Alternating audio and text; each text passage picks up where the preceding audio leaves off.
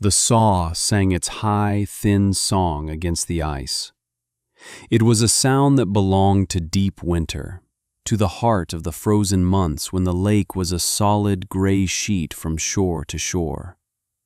But this was late winter, the season of thaw, a time when the edges of the ice grew dark and treacherous and the air carried the first damp promise of melt. Ilara worked alone, save for the dog who sat patiently on the shore, a great, calm beast with a wolf's build and watchful amber eyes. His name was Fen, and he did not move, did not whine, but simply observed the strange labor of the girl he belonged to.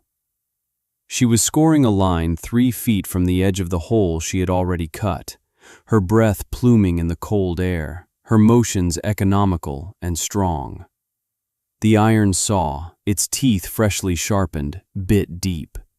Sawdust of fine white ice sprayed onto her woolen mittens. When the line was complete, she turned and began another, perpendicular to the first, measuring with a length of marked ash wood she laid upon the surface. A perfect square. Her father had taught her the geometry of it, the way to read the grain of the ice, the precise angle to apply pressure so the cut remained true. He was gone now. So was her mother. All that remained were their small stone house on the rise, their tools, and their books filled with a sloping, careful script that chronicled weather patterns, harvest yields, and theories the village had long dismissed as foolishness. With a final push, the saw broke through. Ilara leveraged the tool out of the kerf and used a long iron pry bar to crack the massive block free. It shifted with a deep groan, a sound that vibrated through the remaining ice and into the soles of her boots. Water, black and impossibly cold, surged into the gap. The block, 3 feet square and nearly as thick, floated with deceptive buoyancy. She hooked it with a heavy iron grapple, the rope running over her shoulder, and leaned back, her boots digging into the scored surface of the lake. The block resisted, a dead weight of immense power. Then slowly, grudgingly, it began to move. Fen rose to his feet on the shore, a low rumble in his chest, not of aggression, but of shared effort. She hauled it out of the water and onto the ice, then dragged it toward the shore, a slow, punishing journey of 20 yards. By the time she reached the snow-dusted bank, her shoulders burned and her lungs were raw. This was the first block of 300 she intended to cut before the thaw weakened the lake beyond use. She left it there, a great clear jewel steaming in the air, and went back for the next. It was on her 4th trip that Silas, his farm bordering her small plot, came down the path, his axe resting on his shoulder. He was a man made of leather and seasoned oak, his face a roadmap of winters endured. He stopped, watching her wrestle another block onto the shore.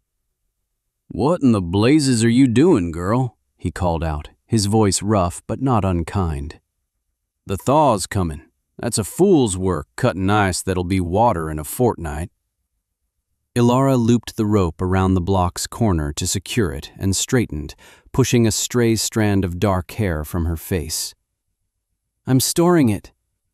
Silas chuckled, a dry, rustling sound. "Storing it? Storing winter for summer, are you? Going to sell it to the merchants in the city for their drink coolers?" He shook his head, a gesture of pity. "Your father filled your head with strange notions, Ilara. There's firewood to be cut for next year, fences to mend. This is a waste of a strong back." "I'm storing it for winter," she said, her voice quiet but clear over the slight breeze. The statement was so nonsensical that Silas simply stared at her. He looked at the girl, barely a woman, orphaned and alone. He looked at the massive, glistening blocks. He looked at the deep, stone-lined pit she had spent the autumn digging behind her house, a hole big enough to swallow a wagon. He had assumed it was for a new root cellar, though its size was absurd. Now he understood its purpose, and it was even madder. "You're storing ice for winter?" he repeated, slowly, as if to a simpleton. Girl, winter brings its own ice. That's the one thing it doesn't lack." "This winter will be different," she said. He shook his head again, the pity in his eyes hardening into concern. "You've had a hard year. Grief can curdle the mind. Go home. Bank your fire. I'll send my boys over to help you with your wood cutting tomorrow." He turned and walked away without waiting for an answer, a man certain in his wisdom, leaving her alone with the ice and the silence. Ilara watched him go, then turned back to the lake. She had 296 blocks left to cut. The work consumed her. For 2 weeks, from the brittle cold of dawn until the purple dusk faded to black, she cut and hauled. Her hands, even protected by leather, became a geography of blisters and calluses. Her back was a constant, deep ache. Fen never left his post, a silent, furry guardian. Each evening she would lead her weary ox, Helios, down to the shore, and together they would drag the day's harvest up the slope to the great pit. She layered the blocks with sawdust she'd gotten cheap from the mill, bags and bags of it, another purchase that had earned her strange looks. The sawdust was insulation, the journal said. It would keep the cold locked in, a sleeping giant, through the coming summer. Goodwife Gable came on the last day of the cutting. She carried a pot of hot stew, its savory steam a stark contrast to the cold, clean scent of the ice. She was a kind woman, the closest thing Ilara had to a mother in the village. "Ilara, child," she began, her brow furrowed with worry as she surveyed the nearly full pit. "Silas is telling everyone you've lost your senses. Master Thorn is complaining you're making a mess of the lakeshore. Please, stop this." "It's almost done," Ilara said, not looking up from her work of fitting the final block into place. "But why?" Goodwife Gable pleaded.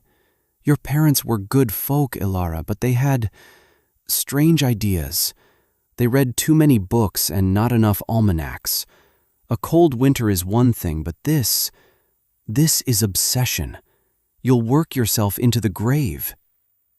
"They were right," Ilara said. She patted the final block, her hand resting on its frigid surface. The pit was full. A subterranean glacier sleeping under a blanket of pine dust. She looked at the older woman, her eyes clear and steady. "I have a plan." Goodwife Gable sighed, defeated by the girl's placid certainty. She left the stew on a stump. "Eat, at least," she said, her voice heavy with sorrow. "Don't starve yourself for a ghost's fancy." When the pit was sealed with a heavy timber roof and a thick layer of sod, the spring had truly arrived. The world turned green and loud with birdsong. Ilara's work did not stop. It merely changed its nature. The journals, her parents' legacy bound in cracked leather, were her guide. They spoke of a cycle, a great winter that came every few hundred years, heralded by signs. A late thaw, a cool summer, a false autumn. It was a 1,000-day cycle from the first sign to the final descent. She was on day 53. Her next task was the house. It was a solid cottage of field stone and oak, built by her grandfather. But the journal described a cold that could shatter stone, a wind that could find a crack the width of a hair. She spent the summer meticulously re-chinking every seam. She didn't use simple mortar. She made the mixture her mother's notes described: fine clay from the riverbank, dried sphagnum moss pounded to dust, ash from the hearth, and a little linseed oil to bind it. It was a sticky, laborious process. She pushed the mixture deep into the cracks with her fingers until they were raw and stained gray. Then she began on the inside. She started stripping the interior walls, exposing the stone. This drew more notice. Liam, the blacksmith's apprentice, a quiet young man with soot permanently etched into the lines of his hands, stopped by one afternoon, ostensibly to return a shovel she'd had him mend. He watched her pry a plank from the wall. "Building something new?" he asked, his curiosity genuine, unlike the mocking questions of others. "Something warmer," she replied.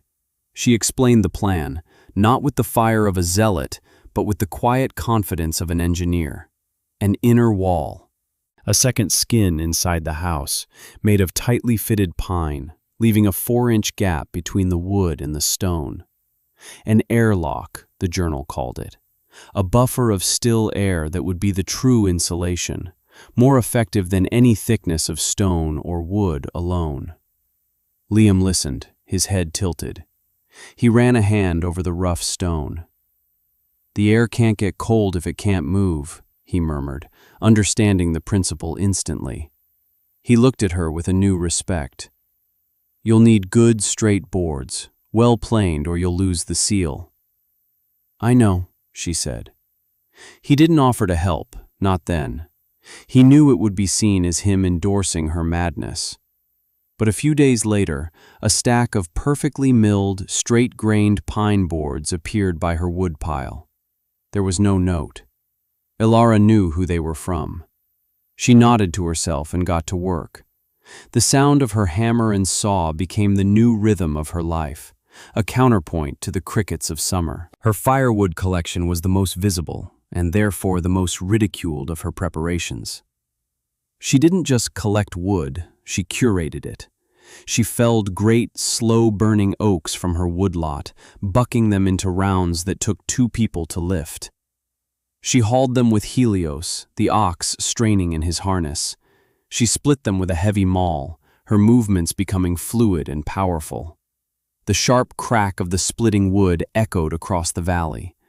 This was the heartwood, the fuel that would burn for hours, banking a coal bed that would last through the night. She also gathered birch for kindling and faster-burning ash for the shoulder seasons. She built a new woodshed, a massive 3-sided structure twice the size of her cottage. It was designed to keep the snow and rain off but allow the wind to pass through, seasoning the wood to perfect dryness. The stacks grew. First 1 cord, then 5, then 10. By the end of the first year, she had stacked nearly 30 cords of wood. A normal household burned 4, perhaps 5 in a harsh winter. Master Thorn, who owned the mill and much of the land, rode by on his fine horse. He reined in, his face a mask of patrician disapproval. "That's enough wood for 10 winters, girl," he said, his voice laced with accusation. "There are other families who need to harvest from the woodlots. You're hoarding." Ilara paused, leaning on her axe. Fen stood beside her, a low growl vibrating in his chest. She placed a hand on his head to quiet him. "It's for 1 winter," she said simply. Thorn scoffed. "You're mad, utterly mad. When this winter comes and goes like any other, I expect to see you selling that wood back to the village at a fair price. Don't think you can profit from this lunacy." He spurred his horse and galloped away, leaving a cloud of dust. The first year passed. The winter was mild, with more rain than snow. The villagers felt smug. Silas stopped her on the road. "Wasted a lot of sweat on that ice house, didn't you? Bet it's a puddle of mud down there by now." Ilara just looked at him and walked on. The journal had predicted the mild winter. It was part of the cycle. A deep breath before the plunge. The second year she focused on food. She expanded her garden, planting acres of potatoes, turnips, carrots, and hardy kale. She built a new root cellar, dug deep into the hillside, insulated with straw and sod, with a baffled entrance to trap the cold air out. She spent the autumn harvesting, smoking fish she caught in the river, salting venison from a deer she'd tracked and killed herself, a skill her father had insisted she learn. Her larder was overflowing. Goodwife Gable came again, this time with an offer to buy some of her surplus. "You have more than enough for 3 families, Ilara. Sell me some of your salted meat. My husband hasn't had much luck hunting this season. This is for my family, Ilara said. You have no family, the woman cried, her frustration boiling over. You're alone. You're going to sit in that fortress of yours and eat yourself sick while your neighbors go hungry? Anyone who needs shelter will have it, Ilara replied, her voice even. This food is for the house, for whoever is inside. The words, like so many of her actions, made no sense. Goodwife Gable left empty-handed and broken-hearted, convinced the girl's grief had finally consumed her. The children of the village now had a name for her. Ice Witch Ilara, they would whisper, daring each other to run and touch the wall of her massive woodshed. Liam continued his silent support. A set of perfectly forged hinges for her new inner door, a sharpened blade for her handsaw left on her porch, a small bag of precious nails. They rarely spoke, but a bond was formed in these quiet gestures. He was watching, and he was beginning to believe. The second winter was colder than the first, a proper winter with deep snows and howling winds. It was a winter that tested the village's preparations and found them adequate. It drained their woodpiles and their larders, but they survived, as they always did. It seemed to be the final proof of Ilara's folly. She had prepared for an apocalypse, and all she got was a Tuesday. The mockery softened into a kind of resigned acceptance. Ilara and her fortress were now just a strange, sad part of the landscape. She was on day 970. The third summer was the first undeniable sign for anyone who cared to look. It never truly got warm. The days were bright but held a crystalline chill at their core. The corn grew stunted in the fields. The berries were small and sour. The birds began their southern migration in late July, a full 6 weeks early. Ilara watched them go, a great, silent river in the sky, and felt the first cold knot of dread in her stomach. The journals had described this exactly. Finn felt it too. He became restless, pacing the perimeter of the property, his nose to the wind. He would sit for hours staring south, a low whine escaping his throat. He ate little and slept with one eye open. He knew what was coming. The autumn was a brief, violent affair. The leaves turned and fell in the space of a week. The first snow came before the harvest was fully in, a light dusting that did not melt. Then another. By the middle of what should have been autumn, a foot of snow lay on the ground, hard and unforgiving. The temperature dropped steadily. In the village there was concern, but not panic. They had seen early winters before. Silas tapped the new glass barometer in the general store. "It's a cold one, to be sure," he pronounced to the assembled men. "But we're ready for it. We weathered last winter fine, and we'll weather this one." They looked out the window toward Ilara's cottage on the hill, and some of them smirked. All that wood, all that work, for a simple, cold winter. Ilara made her final preparations. She brought Helios, the ox, into the small, well-built barn attached to the house, ensuring he had a mountain of hay and fresh water. She sealed the outer shutters on her windows, leaving only a small peephole. She laid the fire in her small, efficient iron stove, a fire that would not go out for months. She checked the seals on her inner doors. The house was a ship, ready for a sea of cold. She and Fenn sat by the fire, listening to the wind rise, a low moan that was slowly building to a shriek. Day 999. On the 1000th day, the world broke. It was not a storm, it was a change in the state of being. The temperature, which had been hovering at a bitter but survivable 10 degrees below zero, fell off a cliff. It dropped 10 degrees in an hour, then another 10.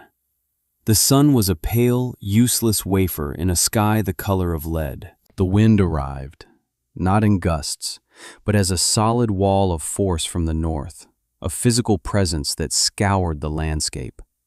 It was a wind that carried no snow, for it was too cold to snow. It was just the cold itself, weaponized. Inside her house, Ilara felt the change.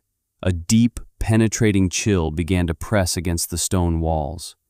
But the air inside remained still and calm. The 4-inch gap, her buffer of tranquility, was holding. The stove glowed with a steady orange heart, radiating a heat that the inner wooden walls held close. It was warm. It was safe. In the village, it was chaos. The cold was an intruder, a thief.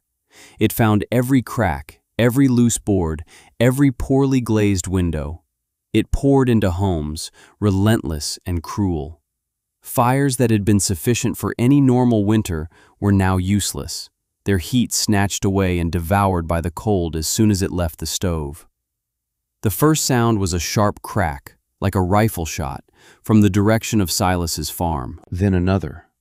Ilara knew what it was. Trees, their sap frozen solid, were exploding in the forest. Then came a different sound, a series of pings and groans from the village buildings. Master Thorne's grand house, with its large, fashionable windows, was the first to fail. The glass, made brittle by the extreme cold, shattered in its frames. The wind roared into his fine parlors, and the house was lost. The nails were next.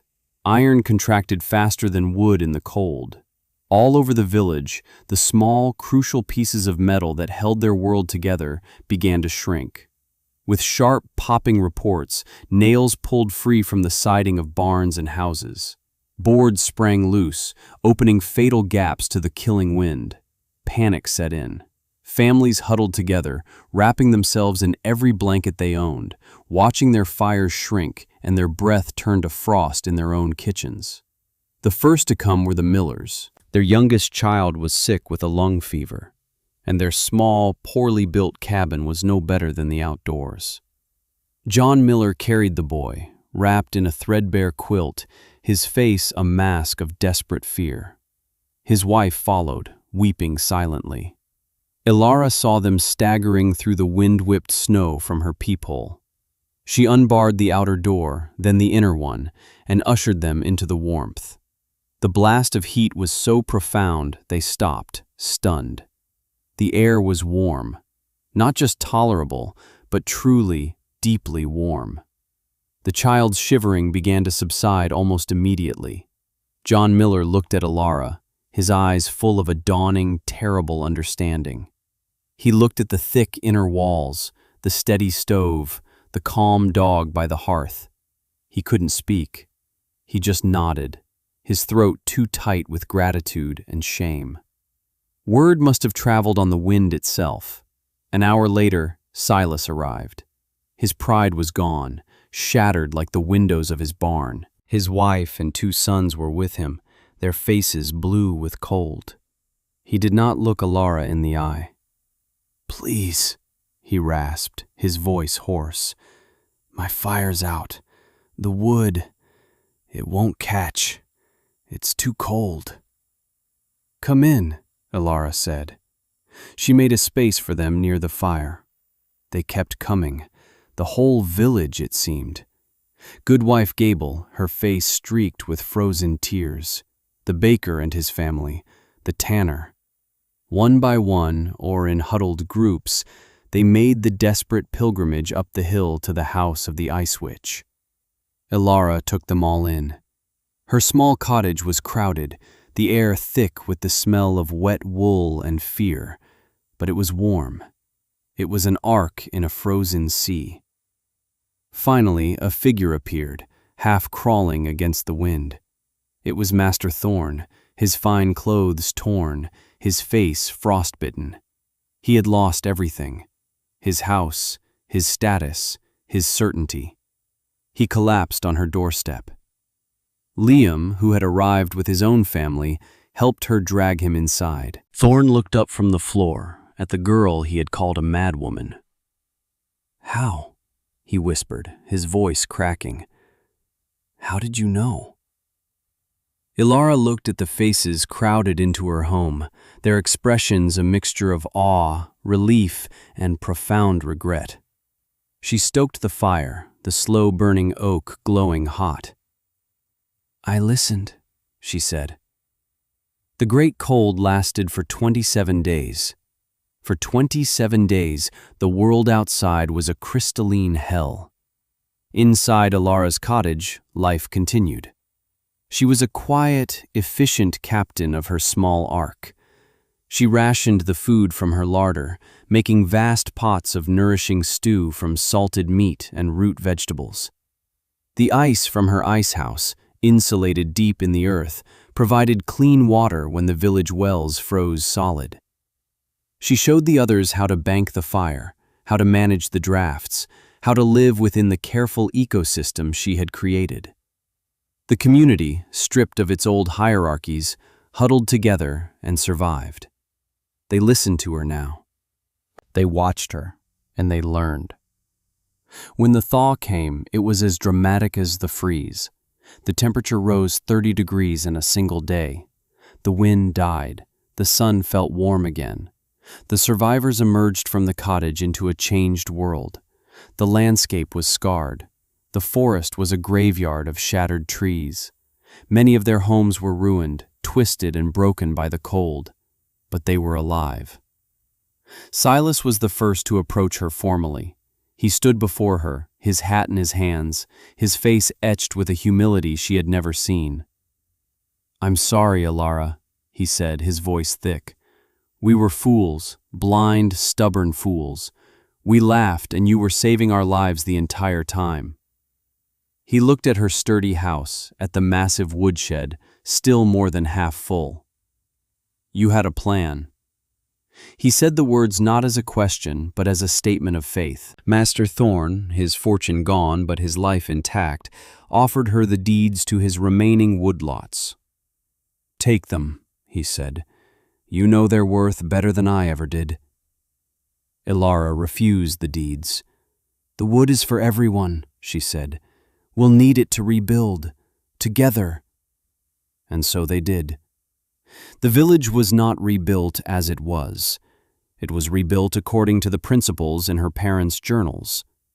They built with inner walls and insulated cellars. They dug community ice houses.